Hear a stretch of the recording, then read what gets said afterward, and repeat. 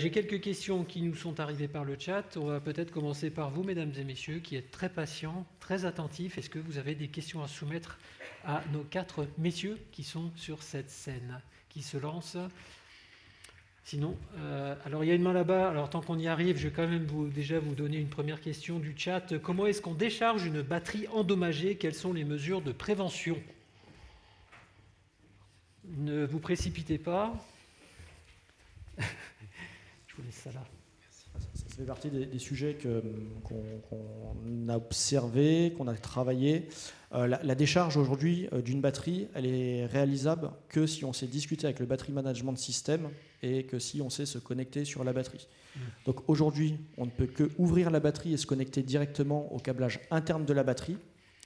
Donc il y a des batteries endommagées pour lesquelles on peut le faire. Sinon, on a une impossibilité claire de décharger la batterie. Et là, c'est plutôt chez les recycleurs, ils vont avoir mis en place des procédés d'électrolyse qui vont permettre de réduire la charge des modules électriques. Mais là, ça empêchera un recyclage des métaux stratégiques internes aux modules. Il y avait... C'est là-bas. Monsieur...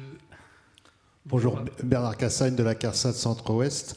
Juste une question à Dout, je ne sais pas si je prononce bien. Sur 70 000 batteries, combien de départs d'incendie par an, par exemple? Je ne sais pas si vous avez une statistique.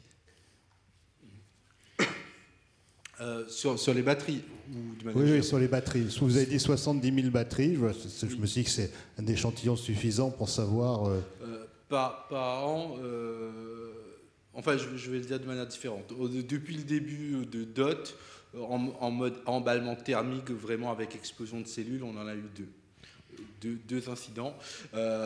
Départ à fumée, cette année, peut-être qu'on est à 5 ou 6, quoi. Voilà, pour vous donner un ordre de grandeur. J'ai une question complémentaire. Comment est-ce que vous gérez un départ de feu ou l'emballement thermique avant l'arrivée des secours, des pompiers?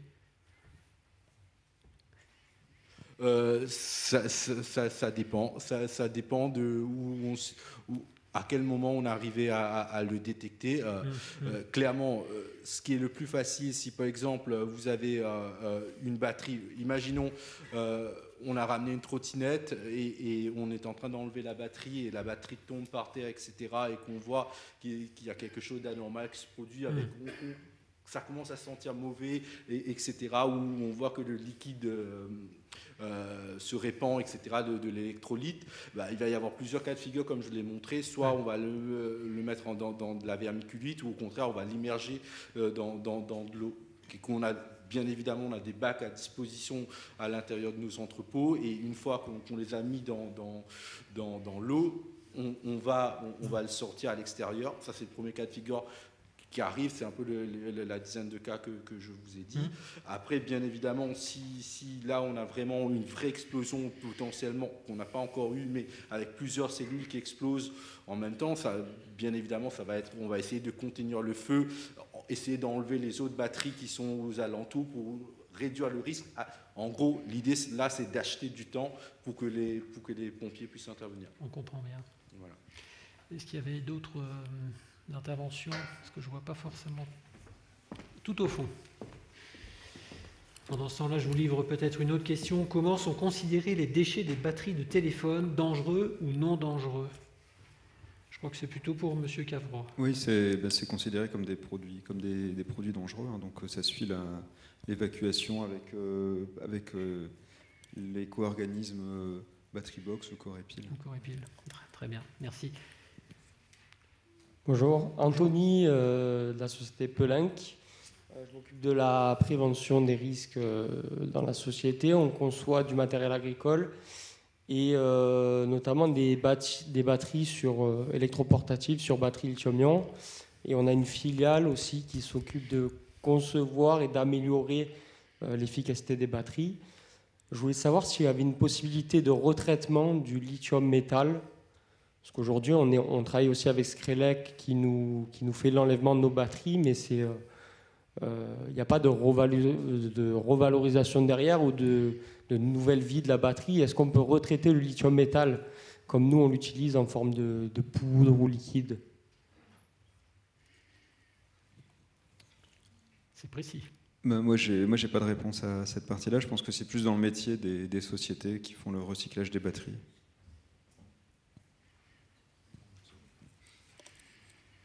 Est-ce qu'il y a d'autres interventions? J'ai une question encore. Quelles mesures, je pense que c'est pour vous, Monsieur Nermul, quelles mesures avez-vous mises en place lors du transport de batteries chargées à recharger et en particulier lors du transport de batteries endommagées? Comment est-ce que vous avez intégré le risque d'emballement thermique lors du transport? Je cite. Pour le transport de batteries de nos entrepôts pour aller dans les villes, pour aller justement changer les batteries, etc., ce qu'on appelle le swapping chez nous. Pour ces opérations de swapping, c'est clair que déjà, on limite la quantité de batteries qu'on transporte. Donc le règlement ADR nous fixe environ moins de 333 kg de batterie. Donc voilà, donc ça voudrait dire qu'on organise des tournées régulières. Donc les gars, ils vont avec une certaine quantité, ils font la tournée, ils reviennent et ils reprennent des batteries et ils repartent. Donc ça, c'est la première mesure pour essayer de réduire le risque.